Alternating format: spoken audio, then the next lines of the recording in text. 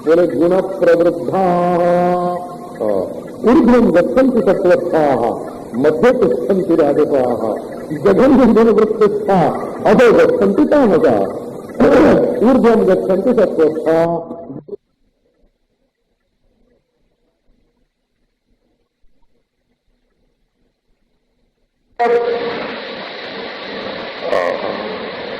प्रकाश के लिए दूसरे की जरूरत, जिंदा रहने के लिए दूसरे की जरूरत, अपने आत्मा की पूर्णता को छोड़ करके दूसरे की पूर्णता से पूर्ण होने की जरूरत, ये सब वासना है। तो शांति तुमको कहीं से उधार नहीं लेनी है, शांति तो तुम्हारा स्वरूप है।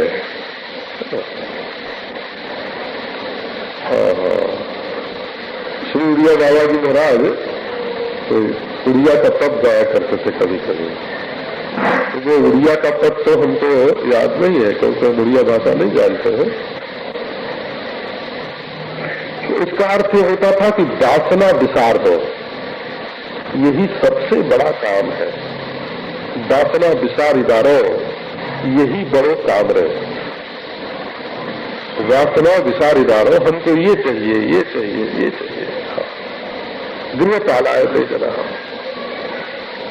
गोस्वामी तुलसीदास जी ने लिखा कि मनुष्य लोलुप भ्रमत गृह पशु जो जहता सिर पद प्राण बजय। लोलुप भ्रमत गृह पशु जो जहता सिर पद प्राण बजय। जैसे गृह पशु माने कुत्ता, ये जहां तहां भटकता है, यहाँ खाने को मिलेगा, यहाँ हड्डी मिलेगी, यहाँ मांस मिलेगा, और बार बार उसके सिर पर जूते पड़ते थे। तो कदपि अधम विचरत से ही मार्ग कबहू मूठ लगे। मनुष्य बारंबार वासना से बसीभूत होकर के एक दास बस गई है। मैंने कभी कोई चीज खाई, कभी कोई चीज पी, कभी कोई चीज देखी, तो उसकी एक गंध दिल में बस गई, वासना बस गई। जो बस जाए सो वासना, जो बस जाए है ना, जो दासित हो गए सोई वासना। जिसकी गंध अपने ज्ञान में जिस चीज की गंध फंस जाए उसका नाम वासना होता है। एक साधु के बारे में वर्णन आता है ज्ञान वैराग्य प्रकाश में। एक ज्ञान वैराग्य प्रकाश पहले छोटी सी पुस्तक निकलती थी, तो आपका तो हमको मालूम नहीं कि वो छपती है कि नहीं, मिलती है कि नहीं। ज्ञान वैराग्य प्रकाश उसका नाम। तो उसमें ये बात लिखी थी, एक दादाजी बड़े त्यागी वैरागी थे। वो घूमते थे चारों। एक दिन महाराज भिक्षा मांगते हुए किसी के घर गए, तो माता ने उनको कढ़ी भात भिक्षा में दी, कढ़ी और भात। अब वो कढ़ी इतनी अच्छी लगी बाबा जी को कि उस दिन तो भिक्षा लेते हुए निकल गया, लेकिन बारंबार उसको याद आया। एक बरस तक उसने अपने मन को रोका, लेकिन वो कढ़ी का स्वाद भूला ही नहीं। तो एक बरस के बाद वो फिर उसी गांव पे आया और गया, तो माता ने फिर भिक्षा दी। और अब की कढ़ी तो नहीं थी, वो तो उस दिन कढ़ी बनी थी तो कढ़ी की भिक्षा दी। अब की कढ़ी नहीं थी। तो उसने कहा कि माता, हम तो तुम्हारे यहाँ कढ़ी खाने के लिए आए हैं, लेकिन तुम ये समझो कि हमारे साथ 2-3 साधु और हैं, तो तुम खुद कढ़ी बनाना। तो माता ने कहा अच्छा कल महाराज, कल पधारना। तो कल उसने खूब सारी कढ़ी बनाई और बाबा जी आए। उसने कहा महाराज और मूर्ति कहाँ है? बोले कि और मूर्ति अंतरिक्ष में से आवेंगे, हाँ, वो मूर्तिमान होके नहीं आएंगे। तुम एक कमरे में 3-4 साधुओं के लिए कभी की थाली लगा के और भात रख दो और कमरा भी बाहर भीतर से हम बंद कर लेंगे और महात्मा अंतरिक्ष से आके भोजन करेंगे।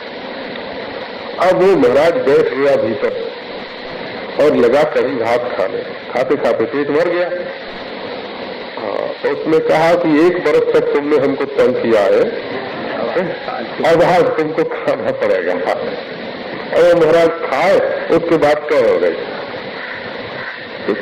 कह हो गई, पानी भी रखवा लिया था। फिर मुंह धोया, फिर खाया, फिर कह हो गई, फिर खाया, फिर कह हो गई। बोले देखो भाई, अब कभी तुम मत सताना हमको कि हमको वही कढ़ी खाने को चाहिए। एक दिन कढ़ी खाई तो मन में उसकी दास, उसकी गंध बैठ गई। हाँ, वो जब तब उस कढ़ी की गंध आया करे और मन में यही इच्छा हो तो हमको ये कढ़ी चाहिए। एक महात्मा थे, तो महात्मा लोग जब आम की फसल आती है ना, आम की, तो जहाँ बढ़िया बढ़िया आम होता है, कोई हाथस खाने के लिए इधर को चलते हैं, लंगड़ा खाने के लिए बनारस को चलते हैं, कोई देहरादून की तरफ जाते हैं, कोई मुजफ्फरपुर की तरफ जाते हैं, जहाँ जहाँ अच्छा आम होता है। तो एक महात्मा गंगा किनारे किनारे मुजफ्फरनगर की तरफ, मुजफ्फरपुर की तरफ बिहार में, हाँ, जा रहे थे। वहां कोई फल होगा। हाँ, एक देखो, एक क्या रास्ते में देखते हैं कि एक महात्मा आधा गंगा जी में पड़ा है और आधा किनारे है और मक्खी भिनभिना रही है। वो तो चुपचाप पड़ा। उनका, अरे तुम्हारे चेहरे पर मक्खी जो है बैठी हुई है, तुम उड़ाते क्यों नहीं हो? तो उसने कहा, हमारे तो मक्खी है और बाहर बैठे हैं, और तुम्हारे तो ये फल खाने की, आम खाने की, लीची खाने की जो वासना है वो तुम्हारे कलेजे को काट रही है और तुम भागे जा रहे हो। तो हमको बाहर बाहर मक्खी भले ढूंढ मिलाने दो, हम नहीं है तुम्हारे तरीके सुंदर, तो क्या हुआ? तुम्हारे तो कलेजे में मक्खी बैठी है, दुर्गंध बैठी है, वासना बैठी है, वो तुमको सता रही है। हमारे बाहर की मक्खी की क्या बात है? रही तो रही, गई तो गई। तो ये जो वासना है मन में, हाँ, यही दुख देती है। मनुष्य जितना भटकता है, कहीं बंबई के किसी चौराहे पर बैठ जाओ, 1 मिनट में कभी कभी 100 गाड़ी निकल जाती है। ऐसे चौराहे होते हैं जहां एक एक मिनट में 100 मोटरें निकल जाते हैं। अनजान आदमी कोई देहात का आए तो यही समझेगा कि कहीं आग लगी है, ये सब लोग बुझाने के लिए जा रहे हैं। हाँ। लेकिन वो आग कहीं बाहर नहीं लगी है और उसको बुझाने के लिए नहीं जाते हैं। उनके दिल में जो वासना की आग है ना, उसी के वशवर्ती हो करके, उसी के अधीन हो करके इधर उधर भटक रहे हैं। एक देश दूसरे देश से लड़ाई क्यों करता है? एक प्रांत दूसरे प्रांत से लड़ाई क्यों करता है? एक संप्रदाय दूसरे को नीचा क्यों दिखाता है? स्त्री पुरुष में लड़ाई क्यों होती है? भाई भाई में लड़ाई क्यों होती है? तो ये जो वासना राक्षसी है, ये दिल में बैठ करके मनुष्य को मनुष्य नहीं रहने देते। तो जिसके हृदय में वासना जितनी कम होती है, उसको उतनी शांति मिलती है। अच्छा, आप दिन भर में घंटे भर के लिए, आधे घंटे के लिए सारी वासनाओं को निकाल करके अलग रख दीजिए और शांति से बैठ जाइए। देखिए, आपके अंदर सब आवेगा। हो, आप लोगों ने कभी साधुओं के बारे में सुना होगा, ऐसे अनेक साधुओं के चमत्कार सुनने में आते हैं कि उनको खूब बुखार आया हुआ है, तो दूसरा महात्मा मिलने आ गया तो उन्होंने अपने बुखार को कंबल में डाल दिया। अब कंबल कांप रहा है और वो बैठ के हंस रहे हैं मस्ती से। तो आजकल तो विश्वास नहीं करेंगे ना 20वीं शताब्दी के लोग। ये तो जब ये बात रूस से आएगी तब विश्वास करेंगे, या अमेरिका से आएगी तब विश्वास करेंगे, है ना? अभी हमने एक दिन पत्रिका में पढ़ा कि अमेरिका में केवल ये गत वर्ष जो सन जो बीता है ना, अभी ये 67 15 अरब रुपए की चोरी ऐसी पकड़ी गई है, जिसमें पढ़े लिखे लोग जो चीज को खरीद सकते थे दुकान में गए और वहां उन्होंने चोरी की। हाँ, उनके पास पैसे थे। 37,000 रुपए की कोट पहने हुए एक महिला गई दुकान में और वहां 20 रुपए की चीज उन्होंने चुरा ली। आप समझते हैं कि ज्यादा पढ़ने लिखने से और ज्यादा धन हो जाने से मनुष्य संत हो जाएगा, सत्पुरुष हो जाएगा? वो पढ़े लिखे लोग महाराज, वो धनी लोग है ना, उनके चित्त में शांति नहीं है। शांति होती तो 20 रुपए की चोरी क्यों करते, 4 रुपए की चोरी क्यों करते, 2 आने की चोरी क्यों करते? ये हम देखते हैं ना, बंबई के सेठ लोग जाते हैं मथुरा के स्टेशन पर या वृंदावन के तांगे के अड्डे पर, जब 2 आने के लिए तांगे वालों से लड़ते हैं, कुलियों से लड़ते हैं, खुद तो महाराज लाखों रुपए की बेईमानी कर ले तो उनको वो नहीं काटती है। हाँ, और तांगे वाले अगर 2 आने ज्यादा लेना चाहते हो तो उनको कितना कष्ट होता है। तो ये सब दुख की सृष्टि कहाँ से हुई है, इस पर आप विचारो। ये ईश्वर ने ये दुख नहीं बनाया है, ईश्वर ने बिल्कुल अपने हाथ से ये दुख नहीं गढ़ा है, प्रकृति ने नहीं गढ़ा है, हो माया ने नहीं गढ़ा है, पंचभूत ने नहीं गढ़ा है, तुम्हारे शरीर में नहीं गढ़ा है, तुम्हारी आत्मा ने नहीं गढ़ा है। ये तुम्हारी वासना जो है, तुम्हारी वासना ही ये दुख गढ़ती है। दुख की उत्पत्ति वासना से होती है। ईश्वर सृष्टि नहीं है, ये जीव सृष्टि है, जीव सृष्टि। ये प्राकृतिक सृष्टि नहीं है, ये संबंध सृष्टि है, ममता की सृष्टि है, ममता की। तो संसार में जितने दुख होते हैं वो वासना से होते हैं। वासना छोड़ के थोड़ी देर बैठ जाओ, अच्छा 5 मिनट के लिए अपने को वासना से मुक्त करो तो क्या हर्ज है। और आप तिजोरी अपनी अच्छी तरह से बंद कर लो, है ना, और चाबी को अपने नीचे दबा के बैठो, कोई उठा के नहीं ले जाएगा, है ना। बही खाता अपना ठीक रख लो, और बिना खाए न बैठ सको तो थोड़ा खा भी लो।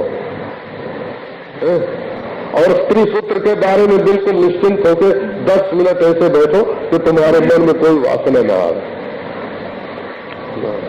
कोई वासना ही न होता। तो इसको बोलेंगे शांति। ये जो शांति है इसमें शक्ति आती है, शक्ति और विवेक आता है। मानो शांति में हमारे अंदर 2 शक्तियों का जागरण होता है। एक तो अपने मन को रोकने की शक्ति और दूसरे सूक्ष्म वस्तु को समझने की शक्ति। ये शांति में से प्रज्ञा शक्ति, प्रज्ञा शक्ति माने विवेक, और निरोध शक्ति अपनी वासनाओं को रोकने की शक्ति। इन दोनों का जन्म कहां से होता है? तो इन दोनों का जन्म श्रम से होता है। अब शांति के बाद, शांति के बारे में एक आध बात और ध्यान देने लायक है। वो क्या है कि बोले भाई ऐसे तो गुस्सा हमको नहीं आता है महाराज, ऐसे तो हम बड़े शांत रहते हैं, लेकिन जब कोई अन्याय करता है तब गुस्सा आता है। तो गुस्सा करने में सामने वाले मनुष्य का अन्याय कारण है।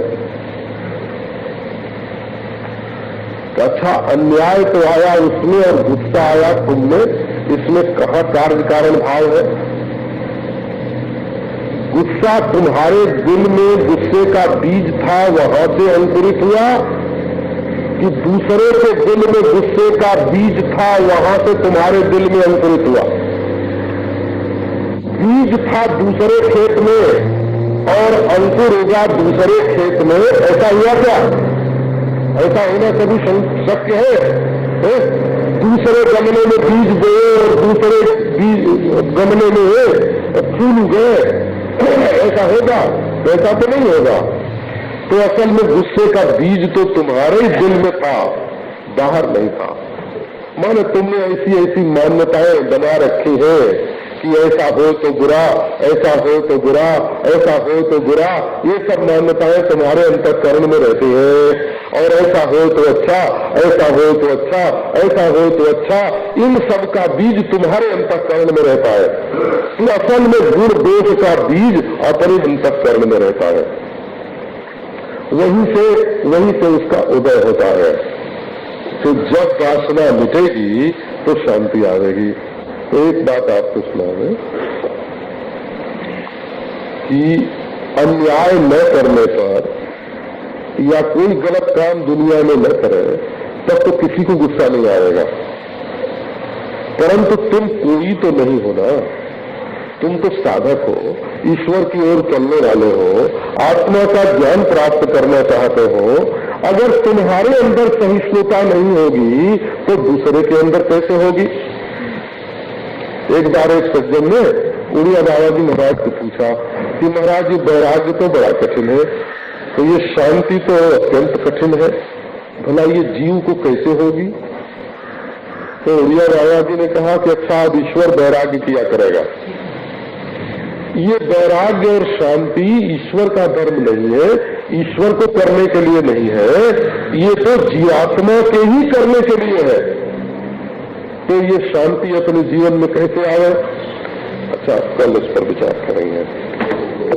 वासना त्याग समोयमिति शब्दितः निग्रहो राक्षेषु श्रोता चित्तैकाग्र्यं तु सल्लक्ष्ये समाधानमिति स्मृतम्।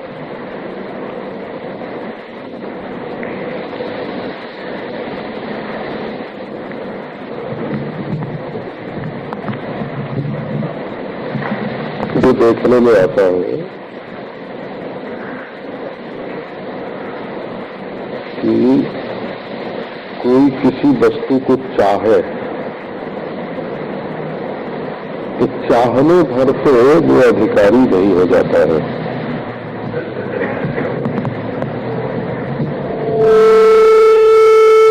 सुगी है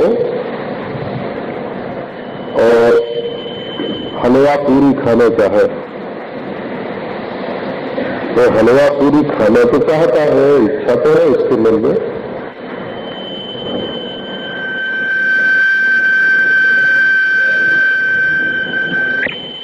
उसका रोग अच्छा नहीं होगा, रोग और बढ़ जाएगा।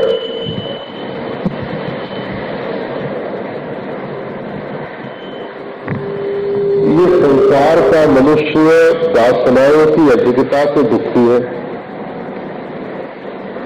इसके रोग का मूल कारण निदान यही है कि अपने जीवन निर्वाह से संतुष्ट नहीं है, ये वासनाओं की पूर्ति चाहता है। ये जितने से ज्यादा मिट जाए या जितने से लज्जा निवृत्त हो जाए उतने ही वस्त्र नहीं चाहता है, ये तो इतना वस्त्र चाहता है कि ऐसा दुनिया में और किसी के पास हो ही नहीं। तो दुख जो है वो कपड़े की कमी का नहीं है, दुख वासना की अधिकता का है।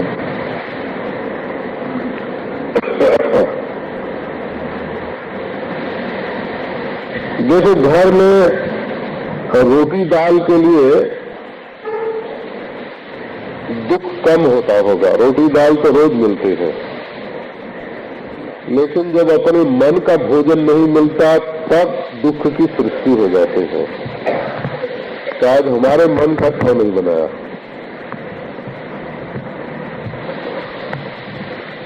एक शेख के घर में हम लोग रह रहे थे तो 15 रसोइये उनके घर में थे।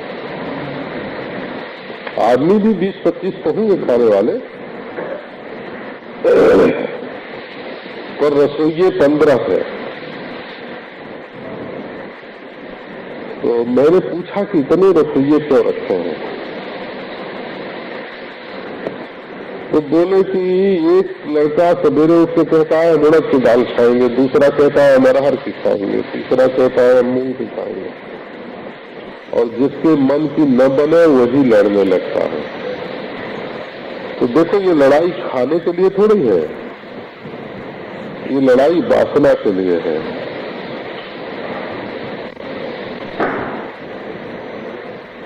तो हमको ऐसा चाहिए, ऐसा चाहिए, ऐसा चाहिए। ये जो मन में वासना है वो संसारियों को तो शोभा देती है। वो भले वासना करें और उनको भोग करें और उनके लिए जूझे, लेकिन जिसको ईश्वर की ओर चलना है वो अगर वासना पूर्ति के मार्ग में जाएगा तो भटक जाएगा।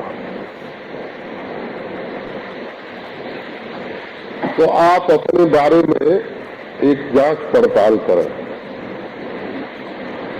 कि आप खुश कब होते हैं।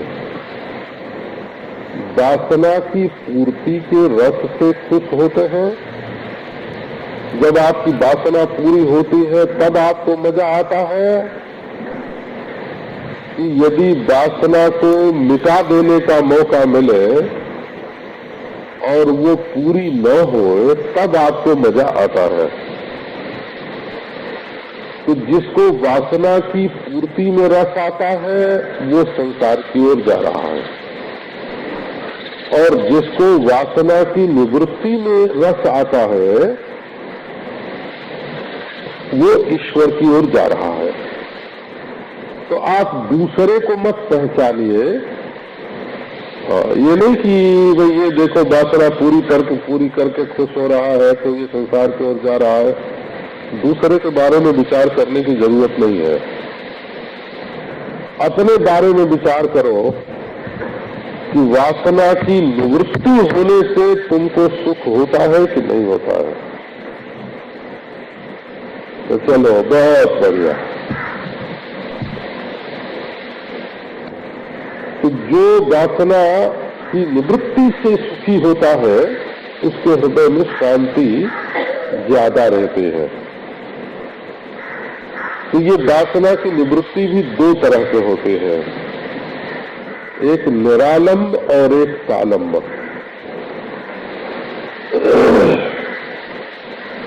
तो सालंब क्या है कि अपनी बुद्धि को भगवान में लगाओ।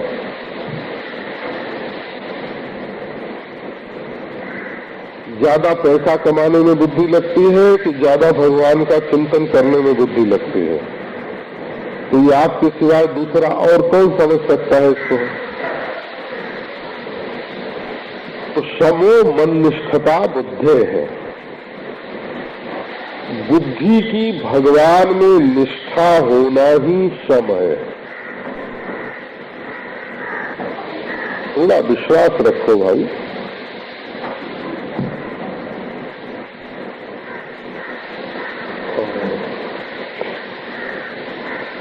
ये अगर ईश्वर का विश्वास छोड़ दोगे तो तुम्हारी जिंदगी बेसहारा हो जाएगी।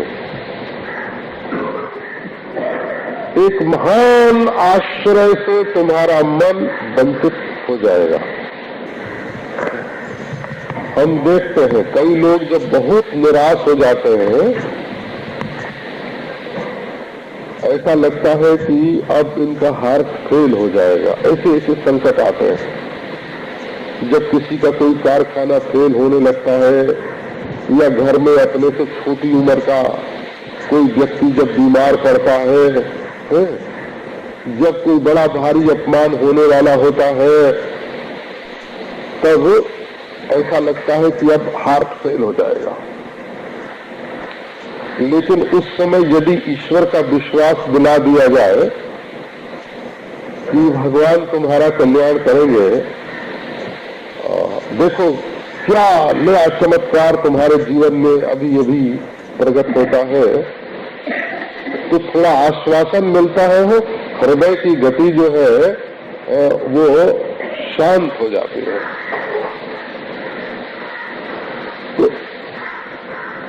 अब ये कहो कि ईश्वर पर विश्वास करके टिकने वाला आदमी कमजोर मन का है, तो ये नासमझी की बात है। असल में ईश्वर पर विश्वास करके टिकना ये बड़े बलवान मन का काम है।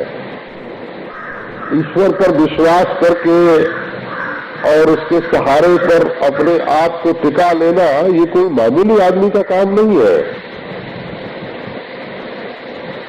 तो एक तो वासना त्याग की पद्धति ये है कि अपने आप को है ना ईश्वर के आश्रय में करे, बुद्धि की निष्ठा ईश्वर में होए।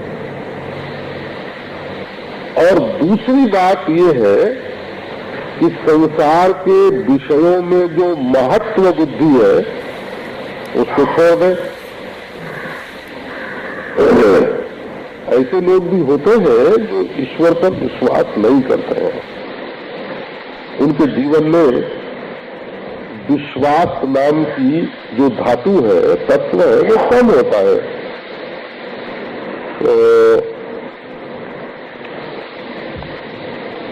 तो ऐसे लोगों के लिए क्या कोई मार्ग नहीं है? कहा है, ऐसे लोगों के लिए भी मार्ग है।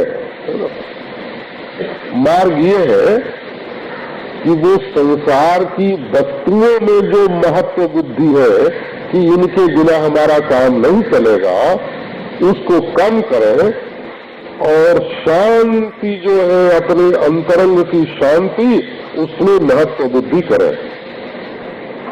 तो ये दोनों तरह से ईश्वर में महत्व बुद्धि करो, चाहे शांति में महत्व बुद्धि करो, तब बाहर की वस्तुओं के छोड़ने का सामर्थ्य उदय होगा। सदैव वासना त्यागः समोयमिति शब्दितः। और वासना की पूर्ति को शक्ति मत बनाओ, उसको मांगी बनाओ।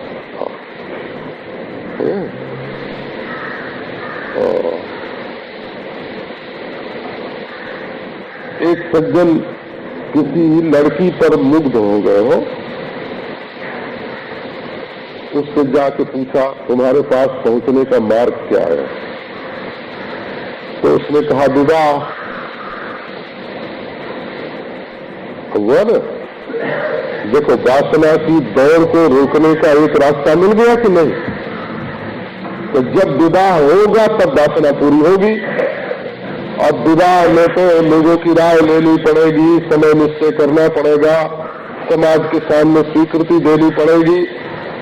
जो तत्काल वासना जो है ना कुमार्ग में ले जाना चाहती थी, उस पर रुकावट लग गई। एक साधु था, उसके मन में आया कि आज गुड़ खाए। तो गुड़ खाना क्या मुश्किल है? किसी के घर से गुड़ की एक बली मांग ली और खा लिया। एक गुड़ की एक बली देने को कौन मना करेगा? तो उसने कहा कि नहीं, ऐसे नहीं खाएंगे। गांव में गया जहां गुड़ बनता है, तो बोले भाई हम कोई मजदूरी करना चाहता। तो कोई चल रहा था, किसान ने कहा कि बाबा मजदूरी करना चाहते हो तो हमारा कुल चल रहा है, इसके पीछे पीछे घूमो, आगे आगे बैल, पीछे पीछे दावाजी हाथ से रहे। दिन भर हाथ लिया, पुराना जमाना, 1 पैसा मजदूरी का मिला। हमारे समय तक हम लोग दिन भर काम करने का 4 पैसा देते थे। हमारे गांव में मजदूरी 4 पैसा रोज थी। हमने सैकड़ों मजदूरों से और वर्षों तक काम लिया है, 4 पैसे रोज पर।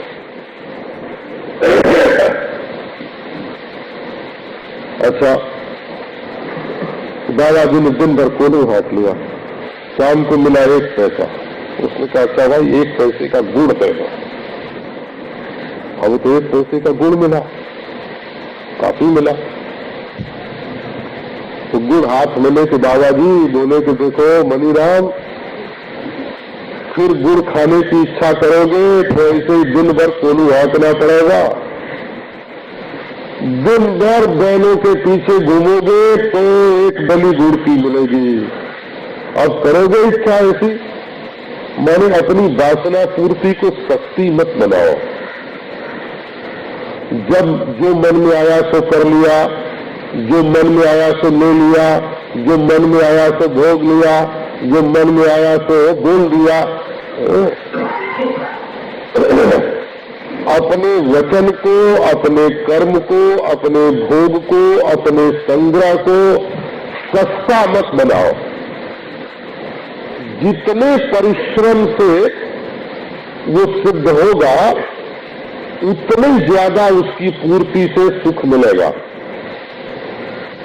पहले लोग पैदल चल के जाते थे बद्रीनाथ, 1 महीना जाने में लगता था, 1 महीना आने में लगता था। केदारनाथ गए, बद्रीनाथ गए, वहां पहुंचने पर और वो वसुधारा की चम चम चम चमकती हुई चोटी सूर्योदय के समय, सूर्यास्त के समय देख करके वो आनंद आता था, क्या पूछता। अब मोटर से जाते हैं ना, बढ़िया चाय पीने को नहीं मिलती है, वहां तो गंगा जल प्रधान चाय मिलती है ना। दूध बहुत कम, तो घंटे 2 घंटे वहां रहे थे, देख के अरे राम राम राम, हम मोटर से काय को 2 दिन तक चलते रहे और काय को 2 दिन में अभी लौटेंगे। बड़ी तकलीफ उठाई, यहाँ तो कुछ देखने का ही नहीं है। तो क्लेशा फले नहीं पुनर्नवताम विधत्ते। जब तकलीफ उठा करके हम कोई फल प्राप्त करते हैं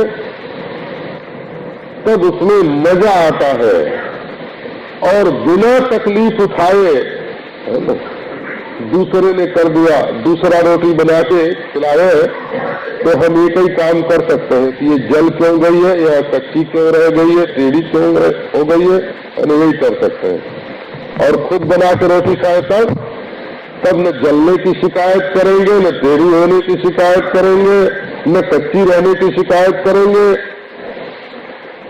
जब हम किसी वस्तु के साथ अपना श्रम जोड़ेंगे तब उसमें जो मजा आएगा वो पक्का होगा। और सस्ता भोग जब हम भोगेंगे तब उसमें केवल खुचर निकालेंगे, केवल दोष निकालेंगे। इसलिए वासना पूर्ति के मार्ग पर चलना ये खतरे का काम है, जोखिम का काम है। और वासना निवृत्त करके सुखी होने का जो मार्ग है वो निरापद मार्ग है, उसमें किसी प्रकार की आपत्ति और विपत्ति नहीं है। निग्रहो बाह्य वृत्तीनाम दम इत्यभिधीयते। केवल दम है ना, दमन। वेदों में एक कथा है, एक बार देवता, मनुष्य और दैत्य तीनों ब्रह्मा जी के पास गए और तीनों ने प्रार्थना की कि महाराज कुछ उपदेश करो। तो ब्रह्मा ने, प्रजापति ने कहा द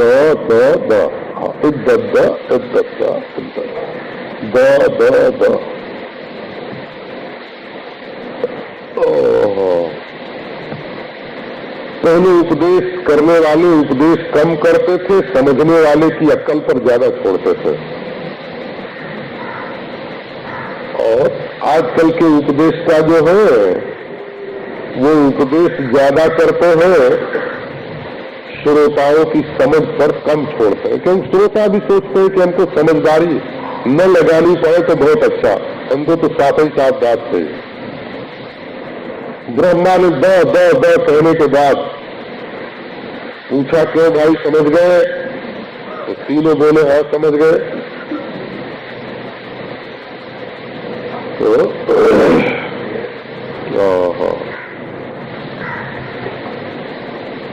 तो दैत्यों से पूछा क्या समझे तो बोले आपने द कहा ना, कहा द कहा, तो हमने समझा दयाध्वाम, दया करो दया करो।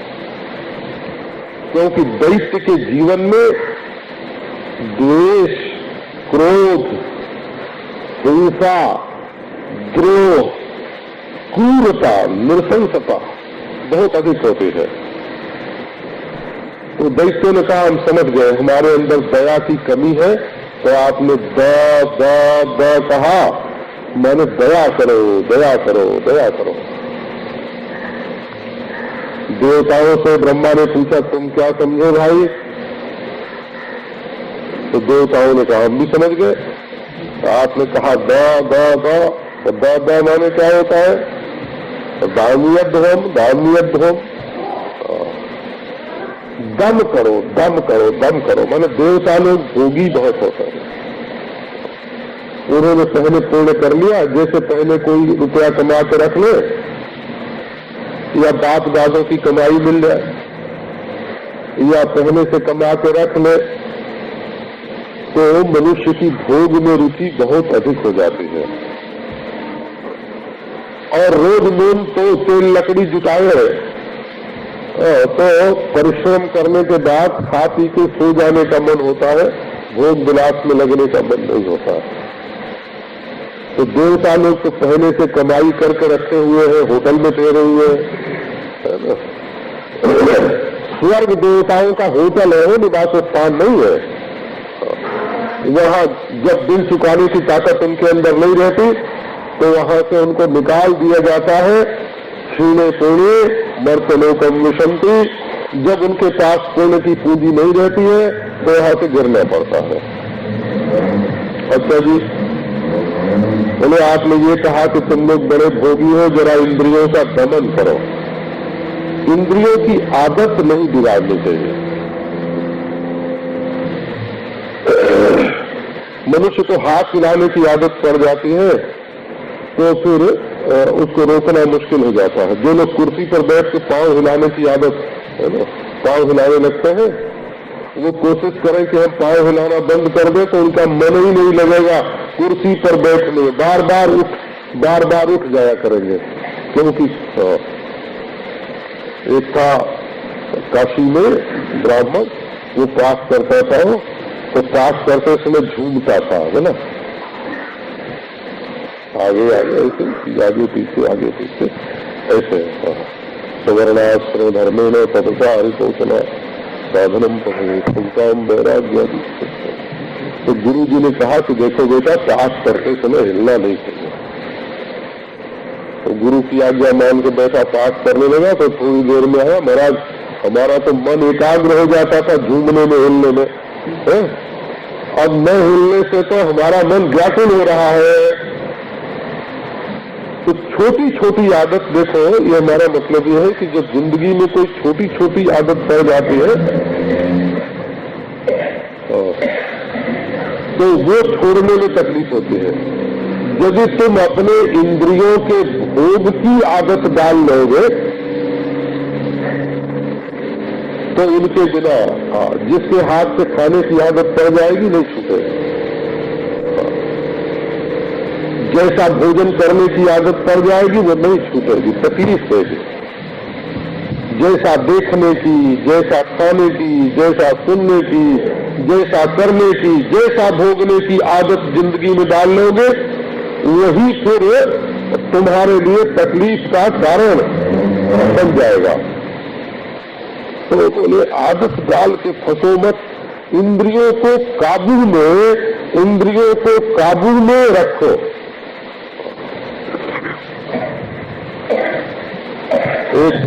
एक साधु आए, किसी सेठ के घर में ठहरे, तो लोगों ने साधु की बड़ी तारीफ की, बहुत अच्छा साधु है, बहुत अच्छा साधु है। पर उसके अंदर बात ये थी कि बिना दूध पिए उसको शौच नहीं होता था, दूध पिए तब तक पिए था। उड़िया बाबा जी महाराज को किसी ने कहा, तो बोले कि देखो अभी तो वो साधु बहुत बढ़िया है, लेकिन बाद में वो किसी का जेबी साधु बनेगा।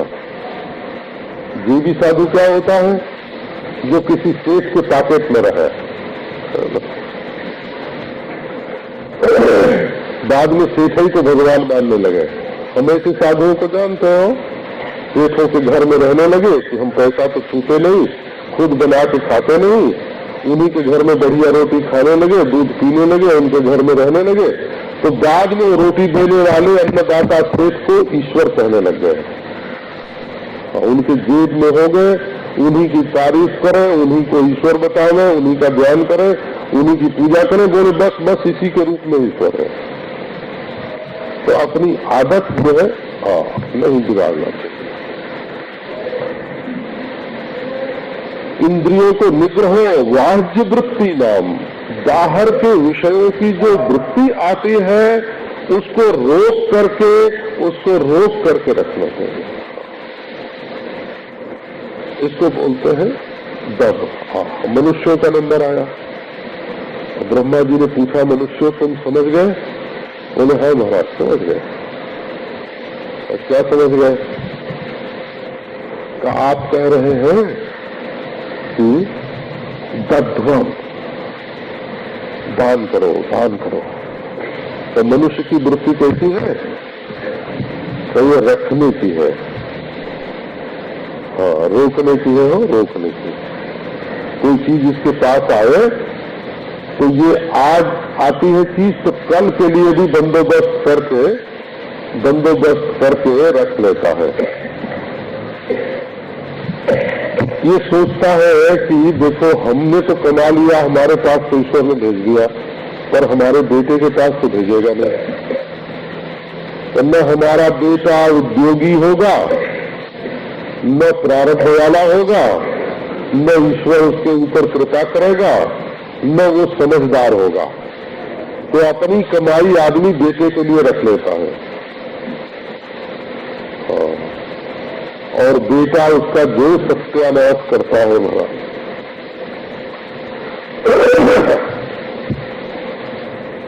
अपने हाथ से जो अपने अन्न का, अपने धन का, अपने जीवन का सदुपयोग नहीं कर लेता, वो तो नासमझ है। एक बार की बात है, एक सज्जन को कोई गुप्त बात मालूम थी। अब उनके दिल में खुजली उठे, किसी से बताए बिना रहा न जाए। तो एक को बताया उन्होंने, बता के बोले कि देखो मैंने तो तुमको बता दिया, लेकिन तुम किसी को मत बताना। तो उसने कहा कि भले मानुष, जो चीज तुम्हारे छिपाए तुमसे नहीं छिपी, अब उसके बारे में हमसे क्या उम्मीद करते हो कि हम छिपा के रखेंगे?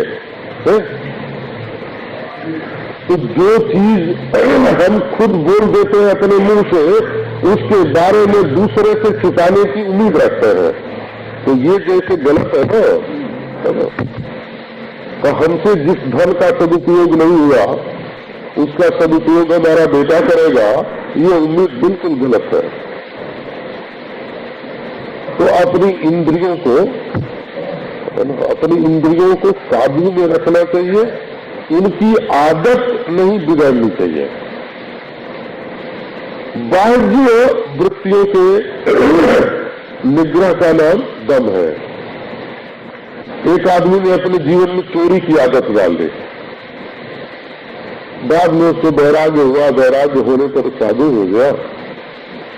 अब साधु होने पर रात को सब साधु तो सो जाए, उसको तो सोने की आदत ही नहीं थी, महाराज जागे, और जागे तो उसका हाथ खुजलाए, उसका मन खुजलाए, क्या यार कुछ किया नहीं।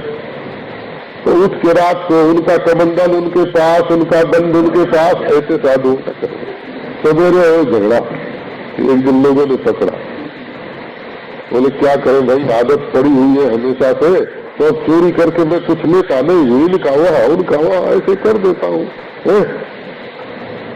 तो चोरी की आदत पड़ गई जीवन में। तो जो अपने जीवन की आदतों को स्वयं नहीं सुधारेगा, अब दूसरा कोई सुधारेगा उसको। विषयी भिय परावृत्ति ही परमो परतिर्हिता सहनम सर्व दुखानाम तितिक्षा सा शुभामता। कि यदि ईश्वर का ज्ञान प्राप्त करना है, सत्य का ज्ञान प्राप्त करना है, परमार्थ को प्राप्त करना है, तो एक तो वासनाओं का गुलाम नहीं बनना चाहिए, और दूसरे अपने वृत्तियों को बाहरी चीजों में नहीं फंसने देना चाहिए, और तीसरे जो बहुत काम करने का अभ्यास है ना, विषय परावृत्ति ही, अपनी इंद्रियां बारंबार विषयों में जाती है, अपना मन बारंबार विषयों में जाता है, कोई न कोई काम धंधा करने का ख्याल बना रहता है।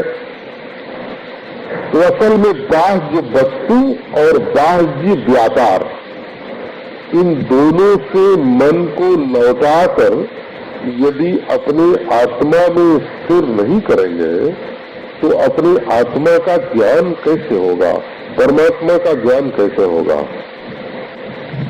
अब बोले एक बात और है, इसको उपरति बोलते हैं।